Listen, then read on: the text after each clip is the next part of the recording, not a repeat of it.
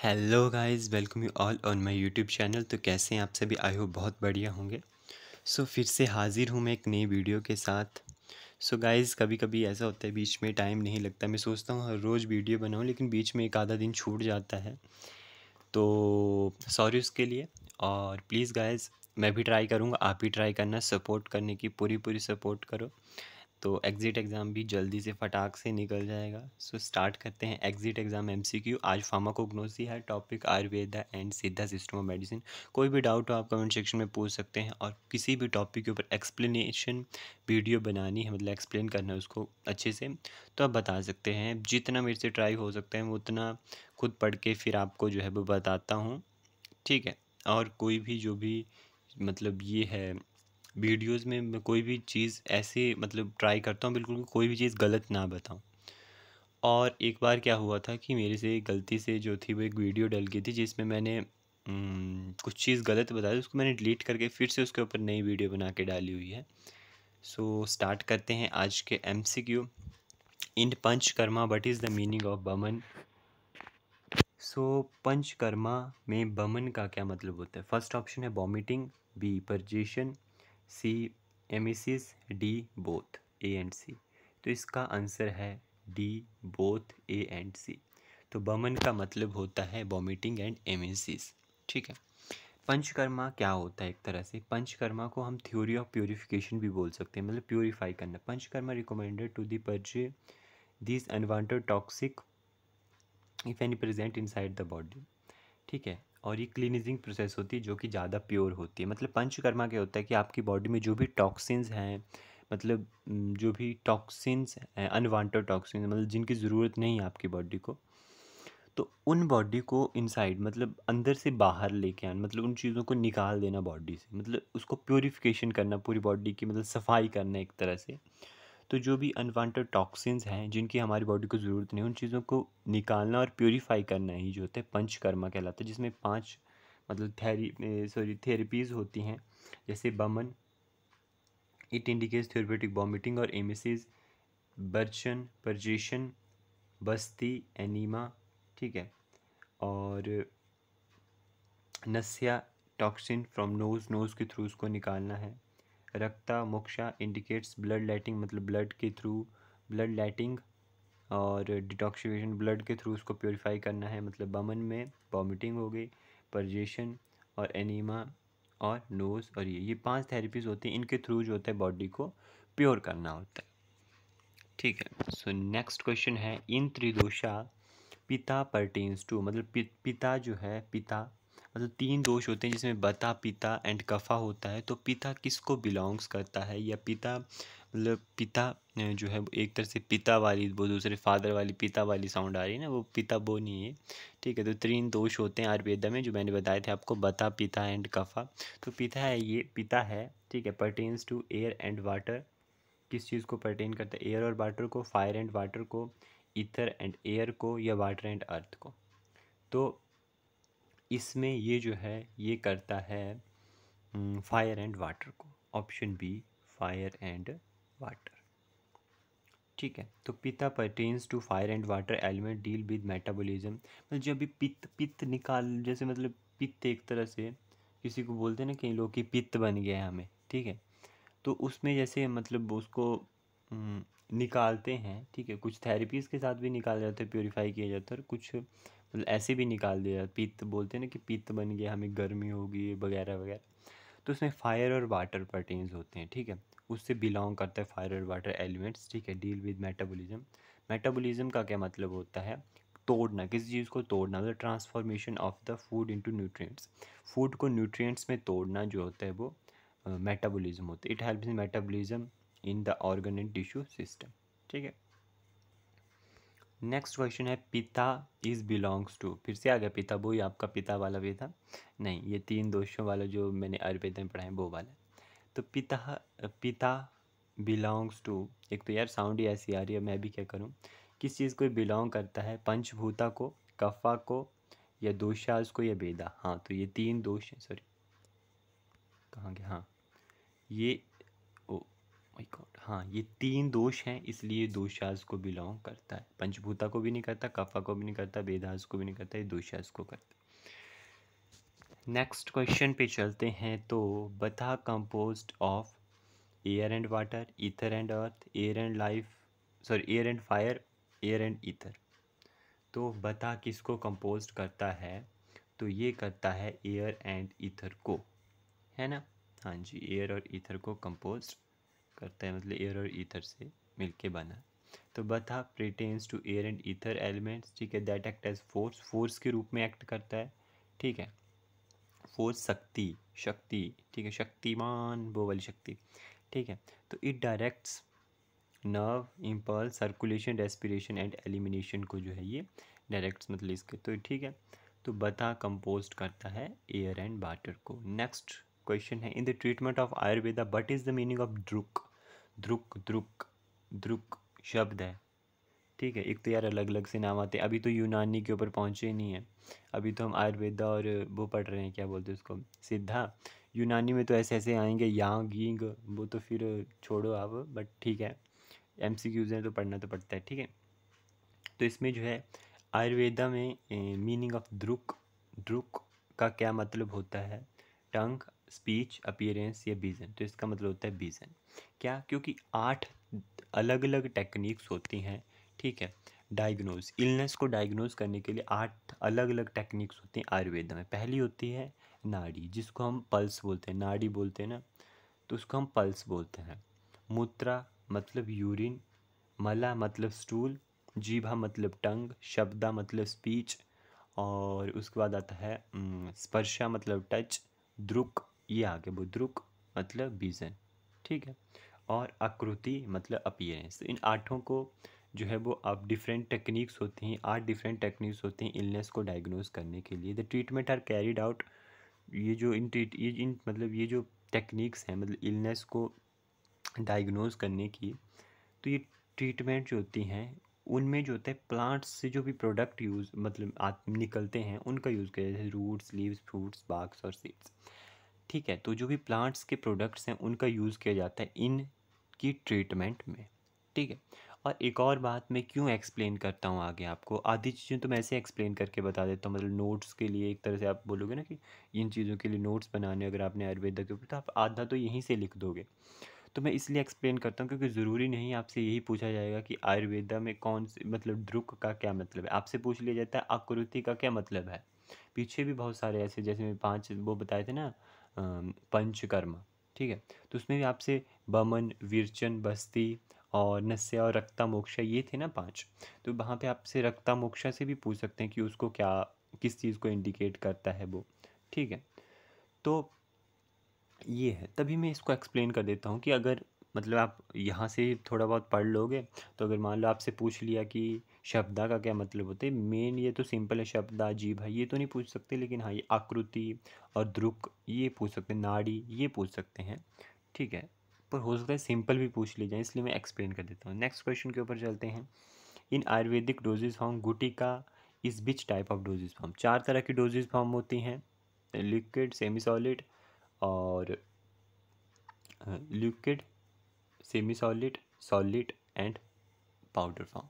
तो 4 तरह की डोजेज फॉर्म होती है। तो गुटिका किस, ओ सॉरी, गुटिका किस फॉर्म की डोजेज फॉर्म में आती है? सॉलिड में या सेमी सॉलिड में, लिक्विड में या पाउडर में? तो गुटिका जो है वो सॉलिड डोजेज फॉर्म में आती है। आगे मैंने लिखा हुआ है, हो सकता है आपसे कोई और वाली पूछ लें, जैसे गुटिका आती है, गुटिका और बटिका आती हैं सॉलिड में, सेमी सॉलिड में आती हैं कलका, कालका एंड अबलेहा, लिक्विड में आती हैं अरिस्टा, अशाबा और तेलिया, और पाउडर में आती है चूर्णा, ठीक है।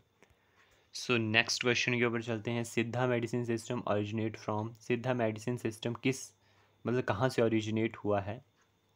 तो ये तमिलनाडु से ओरिजिनेट हुआ है, क्योंकि बहुत सारे एविडेंस मिला है इंडिया में कि तमिल लैंग्वेज में लिखा था। द्रविडियन, द्रवियन की कौन सी एक लैंग्वेज है वो आता है, ज़्यादा मैंने इसके बारे में देखा भी नहीं है, मैंने यही देखा था।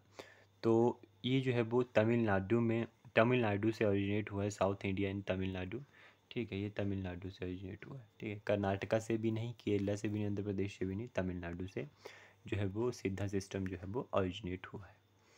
ठीक है, सिद्धा सिस्टम बहुत ही ओल्डेस्ट सिस्टम है ऑफ मेडिसिन्स का। ठीक है, और ये जो सिद्धा सिस्टम है इसमें एल्शिमी और मिस्टिसियम, ये दो वर्ड आते हैं भाई, ALCHEM। भाई अब पता नहीं है प्रोनाउंशिएट ठीक कर रहा हूँ ये गलत, लेकिन एक ये आता है एल्शिमी और दूसरा आता है MYSTICISM, मिस्टिसम। ठीक है, मिस्टिसम। तो एल्चिमी का मतलब होता है रसायन शास्त्र, और मिस्टिसिज्म का मतलब होता है रहस्यवादी। मतलब मिस्टिसिज्म का एक तरह से मतलब प्रार्थना या गॉड से प्रे, मतलब एक तरह से कि मतलब आस्था आप मान सकते हो। तो इन दो वर्ड्स के ऊपर भी जो है ये दो वर्ड इसमें इंक्लूड होते हैं सिद्धा सिस्टम में। 2500 से आई थिंक 1700 BC में ये जो था वो डेवलप हुआ था सिद्धा सिस्टम ऑफ मेडिसिन। ठीक है, और इसके जो है तमिल राइटिंग में जो है लिखा गया है, इंडिया में मिला है जो एविडेंस, उसके अकॉर्डिंग मैं बता रहा हूँ, क्योंकि तमिलनाडु में जो है वो ये ओरिजिनेट हुआ तमिलनाडु से। ठीक है, तो ये था सिद्धा वाला। उसके ऊपर नेक्स्ट क्वेश्चन के ऊपर चलते हैं। कबम मीन्स, कबम, कबम, कबम। हाँ, तो इसमें कबम का क्या मतलब होता है, 9th के ऊपर चले। कबम का क्या मतलब होता है? Old age, means old age, childhood, adult, none of these. तो इसका मतलब होता है, क्या होता है कबम का मतलब? इसका मतलब होता है इन द चाइल्डहुड नहीं होता, ओल्ड एज होता है। ए, ऑप्शन ए होगा इसका, ओल्ड एज। मैं ऐसे ही बोल रहा था चाइल्डहुड पहले, इसका ओल्ड एज होगा। ठीक है, तो यार वीडियो बनाते बनाते बढ़ाते बढ़ाते थोड़ा बोर हुए थे, इसलिए मस्ती मजाक चलता रहता है वीडियो में। सो ओल्ड एज होगा इसका। क्या है कि जो सिद्धा सिस्टम है उसमें चार चार बोल रहे हैं, चार नहीं बोल रहा हूँ, प्रिंसिपल्स हैं, जिसमें यही सेम जैसे पिछले वाले में था ना आयुर्वेदिक में, बता, पिता, पिता वो वाला पिता नहीं, पिता कफा। ठीक है, तो इसमें आता है बताम, बथाम, पिताम एंड कबाम। ठीक है, ये है। तो सिर्फ डिफरेंस क्या है सिद्धा सिस्टम में कि vatham, pitham and kavam in childhood, adulthood, old age respectively. अच्छा गाइस, एक और बात पूछूं आपसे, रिस्पेक्टिवली काफ़ी सारों को पता भी हो, कुछ लोगों को पता भी नहीं होगी, छोटी सी बात है, बहुत छोटी सी बात है। रिस्पेक्टिवली का मतलब क्या होता है? तो रिस्पेक्टिवली का मतलब होता है कि जैसे बथाम का मतलब चाइल्डहुड ही होगा, पिताम का मतलब अडल्टहुड ही होगा, एंड कवाम का मतलब ओल्ड एज ही होगा। मतलब जिस तरह से ये सीरीज़ में तीनों दिए, ये भी तीनों इसी सीरीज़ में इनके मीनिंग होंगे, आगे पीछे नहीं कि कवाम का ओल्ड एज लिख दिया, या नहीं सॉरी कवाम का चाइल्डहुड लिख दिया, ऐसे नहीं होगा। तो मतलब सीरीज़ में चीज़ है तो उसकी आगे लिख दिया ना कि ये तीन है, इसके आगे ये तीन है रिस्पेक्टिवली, तो मतलब उनका मीनिंग सीरीज़ में एक एक के साथ, जैसे पहले का पहला, दूसरे का दूसरे, जैसे बताम तो चाइल्डहुड। ठीक है, और pitham old age and kavam, sorry pitham adulthood and kavam old age. तो भेरेज इन आयुर्वेदा में उल्टा था बिल्कुल ही। आयुर्वेदा में क्या था, कवाम जो था वो चाइल्डहुड में था, और बताम जो था वो ओल्ड एज में था, और पीताम अडल्टहुड में ही था। तो ओल्ड एज का है ये क्या था, कवाम। कवाम जो है वो ओल्ड एज में है। नेक्स्ट क्वेश्चन है मसल इन सिद्धा सिस्टम टर्म्ड एज। ठीक है, सिद्धा सिस्टम में मसल किसको बोला जाता है? मसल इज सिद्धा सिस्टम इज टर्म्ड एज ऊन, ऊन, सॉरी ऊनीर, इसनीर, या ऊन या इलुम्बू। तो इसमें इसका आंसर होता है ऊन, सी। ठीक है, अब यहाँ पे क्या होते हैं, 7 एलिमेंट्स होते हैं। ठीक है, जो कंबाइंडली 7 एलिमेंट्स होते हैं, जो कि various physiological and psychological function देते हैं हमारी बॉडी में। ठीक है, 7 आगे भी इसके ऊपर क्वेश्चन है, इसलिए मैं इसी मतलब क्वेश्चन में इसको इनको जो होता है एक्सप्लेन करके जो होता है इनको क्लियर कर देता हूँ। हो सकता है यहाँ पे मसल लिखा है मैंने MCQ बना के, आपसे इशनीर पूछ लिया जाए, कॉलुप्पू पूछ लिया जाए, लुम्बू पूछ लिया जाए, लुम्बू मेजाई पूछ लिया जाए, सुकीलम, कुछ भी पूछ सकते हैं। तो जो ओनीर होता है उसका मतलब होता है प्लाज्मा। ओनीर का मतलब होता है प्लाज्मा, जो नरिशमेंट देता है, डेवलपमेंट देता है एंड ग्रोथ देता है।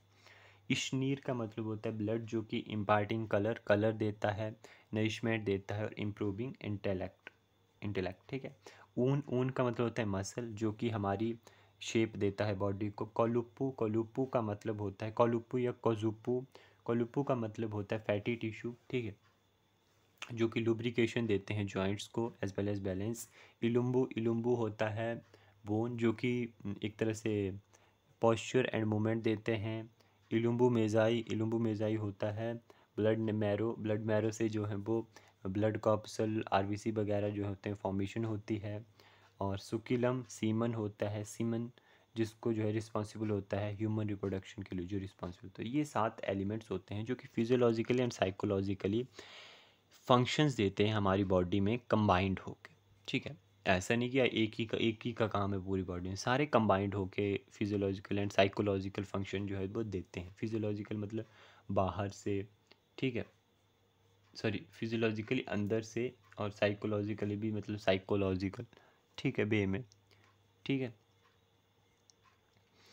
तो फिजियोलॉजिकली बाहर नहीं होता, अंदर से होता है। एनाटॉमी एंड फिजियो बोलते हैं ना, तो एनाटॉमी हम पढ़ते हैं बाहर से, फिजियोलॉजिकली अंदर से, ठीक है। तो ऊन इसका जो है मसल्स का मतलब होता है। द टर्म इलुम्बू स्टैंड्स फॉर, पीछे मैंने बताया आपको इलुम्बू, अभी अभी बताया। तो अगर बिना देखे, अब सोचो जब मैं अब आप MCQ देख रहे हो उस टाइम बिना देखे आप मतलब आंसर मैंने तो नीचे लिख दिया, यहाँ पे सॉरी मैंने तो आंसर लिख दिया इलुम्बू क्या होता है। तो आप बिना देखे इसको छोड़ो और फिर ऊपर से आपने सीधा हाथ रखो वीडियो के ऊपर और देखो कि आप कितना मतलब हो रहा है। तो इलुम्बू का मतलब क्या होता है? इलुम्बू का मतलब होता है बोन, ऑप्शन बी, ठीक है। फैटी टिश्यू भी नहीं होता। फैटी टिश्यू किसका होता है अब ये बताओ? तो फैटी टिश्यू होता है कोलुप्पू, कोलुप्पू जो पढ़ा था। बोन मैरो कौन सा होता है? इलुम्बू मेजाई। और ब्लड, ब्लड कौन सा होता है? इश्नीर। मैं भी बिना देख के बोल रहा हूँ, मैं कहाँ से देख के बोल रहा हूँ, ऐसा मत समझना कि देख के बोल रहा हूँ, ठीक है। सो नेक्स्ट आता है बादाम, बादाम, बादाम, बादाम ही बोल लो यार, छोड़ो छोड़ो, बादाम ही बोल लो इसको। बादाम स्टैंड फॉर, बादाम स्टैंड फॉर किस चीज़ को? तो जैसे पिता, कफा, तो इसमें यही आएगा एयर, ठीक है। पीछे जो था हमने पढ़ा था बता, एयर एंड ईथर। पिता वाटर एंड अर्थ एंड नहीं, पिता क्या था? पिता वो फायर, फायर एंड वाटर, और कफा था वाटर एंड अर्थ, ठीक है। तो उसी तरह से यहाँ पे बदाम जो है वो एयर है, ठीक है। एयर एंड मतलब एयर और ईथर आने चाहिए थे वैसे तो, ठीक है, बट ठीक है, इन्होंने एक ही बताया इसमें सीधा सिस्टम में, सेम ही आयुर्वेदा की तरह ही है। वैसे बता पीछे हमने आयुर्वेदा में पढ़ा था तो एयर और ईथर पढ़ा था, और पीता पढ़ा था फायर और वाटर, और जो कफा था वो पढ़ा था हमने, क्या पढ़ा था? Kapha, earth and water. So next 12th है metal that are use in Siddha system में जो मेटल यूज़ की जाती है वो कौन सी है? तो इसमें कौन सी मेटल सिद्धा सिस्टम में यूज़ की जाती है? तो यहाँ आती है मरकरी एंड सल्फ़र।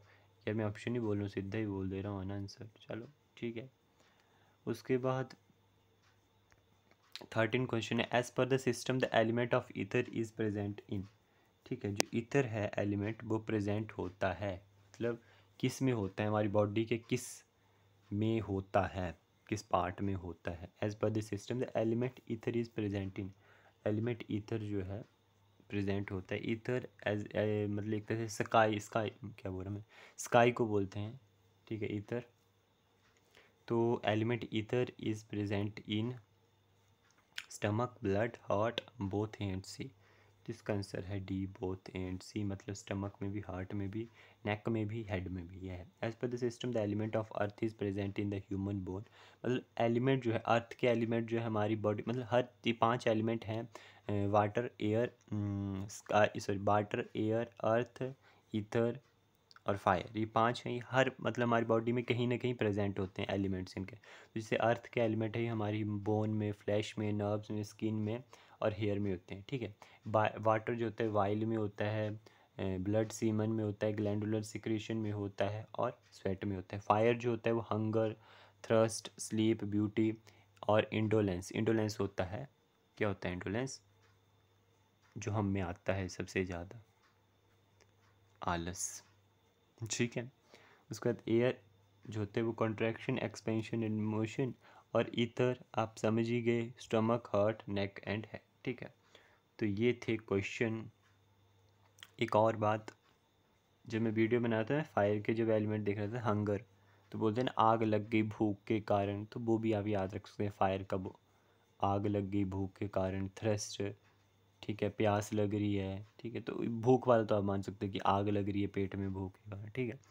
तो यार देखो मैंने, हाँ एक और बात, ये तो मैं ऐसे ही बता रहा हूँ, एक मैंने निमोनिक्स के साथ पहले भी कहा था कि मैं इस चैनल पे वीडियोस बनाऊंगा, तो यार फिर मैं इनके ऊपर आ गया। अगर किसी को एक्सप्लेन वीडियो, जैसे किसी टॉपिक के ऊपर या सिलेबस के अकॉर्डिंग रिगार्डिंग किसी भी कोगनोसी जो भी है फर्स्ट ईयर का, उसके ऊपर जो है किसी को चाहिए होगी मतलब वीडियोस निमोनिक्स के अकॉर्ड साथ, मतलब उसको याद करने का तरीका भी एक सिंपल वे में मैं दूंगा। एक तो वीडियोस मैंने डाली है जो कि सिंपल वे में मैंने बताया, उसमें मतलब जैसे भी हो सकता है वैसे बताया ट्राई करके।